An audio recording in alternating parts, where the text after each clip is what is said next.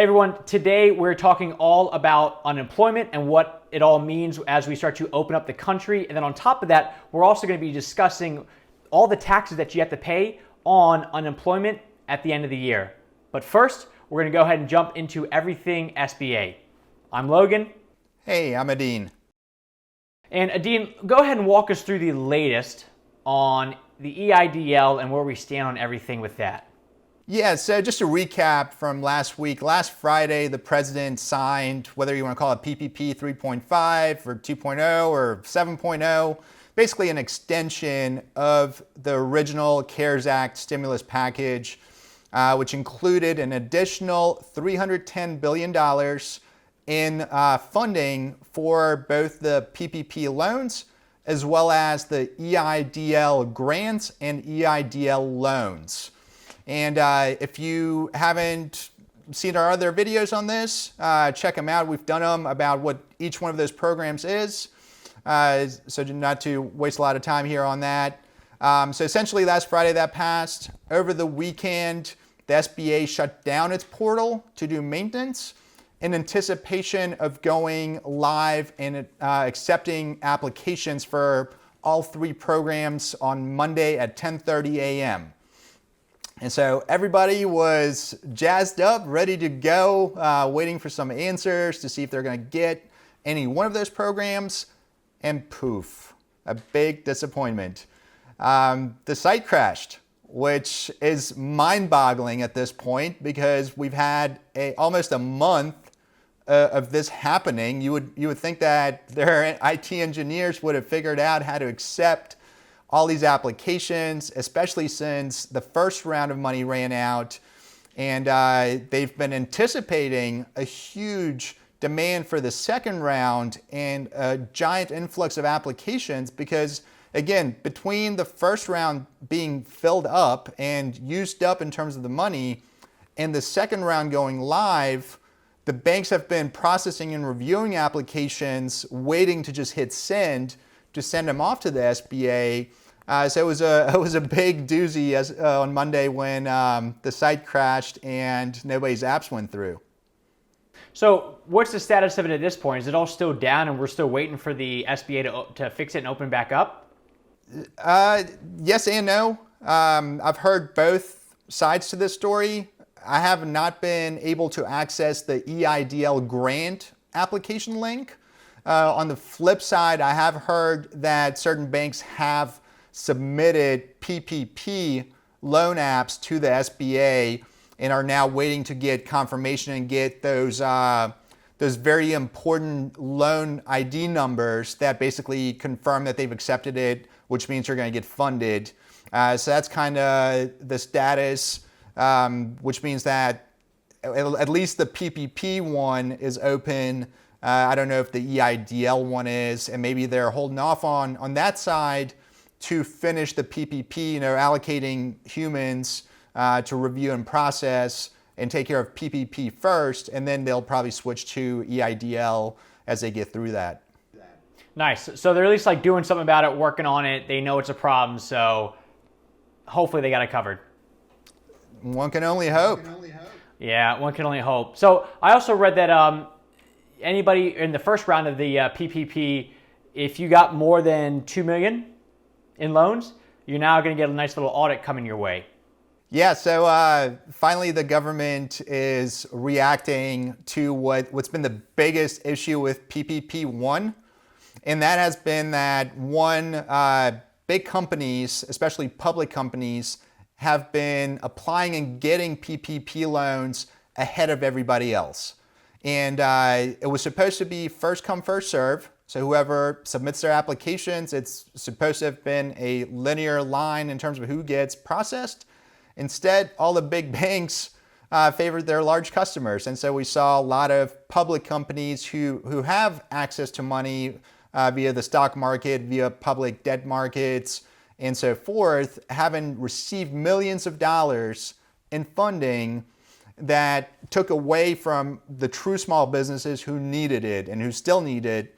And that's been a huge controversy since day one. So now they're coming out and saying, look, if you got a loan of over $2 million, the SBA is going to come and audit you before we hit the approval stamp on it to forgive your loan.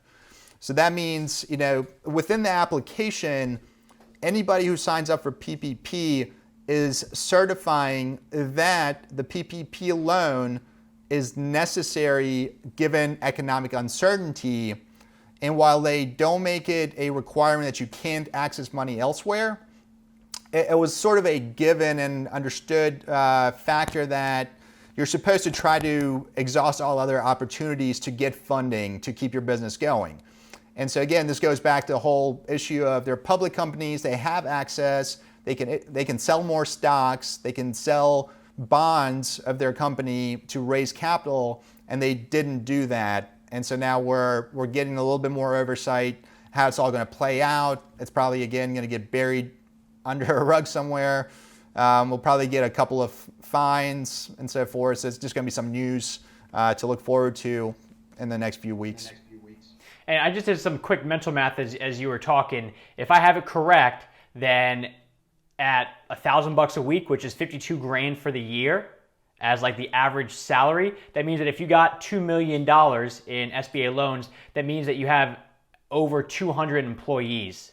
So that's the size of these companies, that if you got $2 million at an average of $1,000 a person per week, that's what you're at, is over 200 employees with, between you and me, that technically may still be a small to medium business, but compared to the mom and pops or, even a little bit larger, 200 employees, that's pretty big time. So they're coming after them a little bit. Yeah, and again, it's on the front end, there potentially should have been a tighter range of who has access to PPP. Again, we can't do anything now about it retroactively. It is what it is. They are trying to have some corrective actions with it. So we'll see how it plays out. So move it over to the personal side of things, unemployment, getting your stimulus checks, things like that. The 20 states are starting to open up at this point. So it's all starting to open up, but we still have the idea of unemployment, right? Should you stay on unemployment? Should you go back to work? How does all that work, Adine? It's very unique and interesting, especially this go around. So again, before all of this, only people who were W-2 employees and got laid off were able to apply for unemployment and get it at the state level. And the length of unemployment varied from state to state. So we're in North Carolina. Here, the max you can get is 12 weeks. There's other states where it's over 20 weeks. So 20 weeks is 5 months. Some places you can get 6 months worth of unemployment. And for most people, it's not enough to live off of, which forces you to go and search for a job. And again, in traditional environments, you have to go and apply to at least 2 jobs every week in order to get your state unemployment benefits. Now, because of this, they've thrown the rule book out. They're allowing 1099 contractors to apply for unemployment. They're not requiring you to go and search and apply for jobs every week. And the federal government is sweetening the deal by adding $600 a week on top of what your normal state unemployment benefits are. And the problem with that is like, I know somebody personally where if they go back to work part-time, they're actually making less money and risking it to go back part-time as they would if they just were to sit back and just continue to collect unemployment. So the big thing is as these states open up, are people actually going to go back to work? That is the biggest question right now. And if we step back and think about who has been the most affected by this, it's been people in the restaurant industry, people in retail, and other environments where a lot of people gather, it's like movie theaters, obviously malls, which is retail. So those people generally are making anywhere from minimum wage, which in some states is still $7.25, up to $15, $16 an hour in the states where minimum wage is higher. And so now the question is, 15, 16 bucks an hour, if you can get your hours back, right? Can you work a full 40-hour week? or are they going to give you reduced hours? And then if you're in the restaurant industry, you're usually making $2.13 plus tips. Now, you're not guaranteed tips, so it's going to be a question of how many customers are we going to have. So now, as an employee, you're thinking about, okay, well, damn, I can earn guaranteed $600 a week, $2,400 a month, sitting at home, or I can go, one, take a risk being around other people, and then two, more than likely make less money than being at home.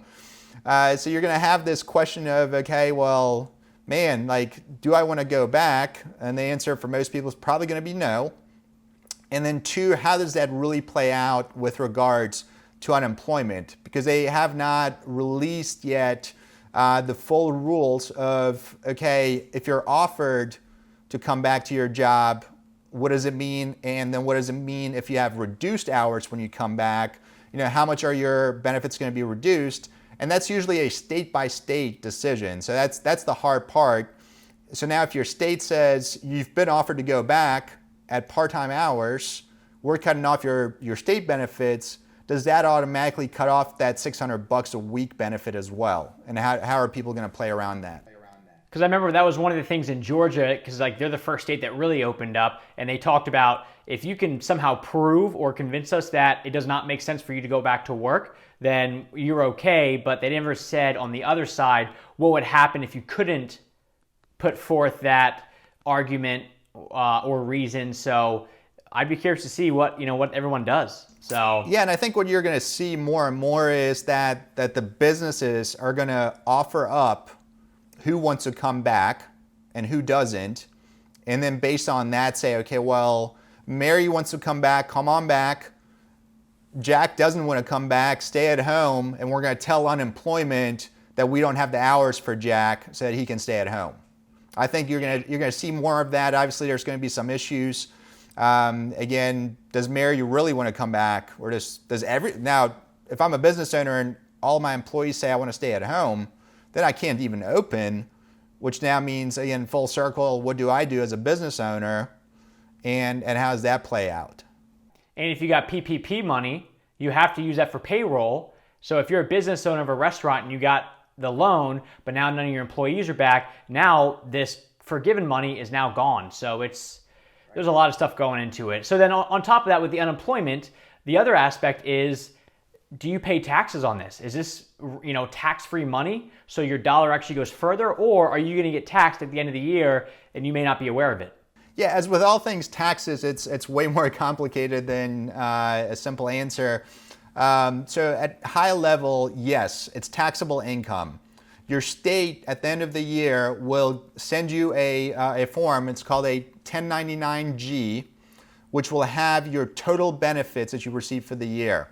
And the way I'm understanding it is it's going to include both the state and the $600 federal amount on there. And so you're going to get this 1099 and you have to put that on your tax return. So then the next question is, okay, what other income do you have? How much income do you have? Do you have the standard deduction? Do you itemize? Do you get any sort of credits? And based off of that, it's going to determine how much of it is taxable. But again, think about the standard deduction for a single person for this year is going to be $12,400.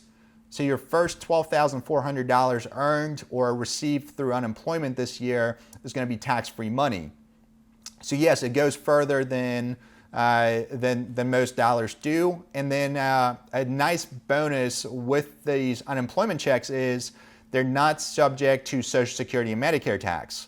So as an employee, Social Security and Medicare ends up being 7.65% that you just saved. So whatever you're getting, you're also saving an extra 7.65% on top of that, which again is close to $100 for most people. So $600 times 7.65 is right around $43, $44 a week that you're saving in taxes. All right, so it has a little bit of a boost there as well. So again, that's another factor as far as when everything opens back up for real. Are people going to go back? Yes or no? So I guess we'll find out, what really happens. And a lot of this is all relies and is dependent on what is going to happen probably in Georgia to see, because they're predicting that the numbers are going to double as far as, since we're relaxing everything, as, having little spikes. But again, we don't know until it all happens. So just to kind of recap everything, we have the PPP and the EIDL. Those portals are opening back up. At this point, they should be up, but you never know. And then on the unemployment side of things, it is going to be curious to see how it all plays out. Are people going to go back to work? And does it make sense to, because of the safety issues? But then also, they're going to get taxed at the end of the year, but not as much as if they do go back to work. So a lot of uncertainties, and a lot of this just goes into social psychology, in my opinion, but I guess we'll see. Yeah, I think so too. It's there's no right or wrong, and it's always way more complex. But again, at some point, certain decisions are going to be made. We'll see soon enough. All right, everyone, thank you very much. Stay safe. Take care.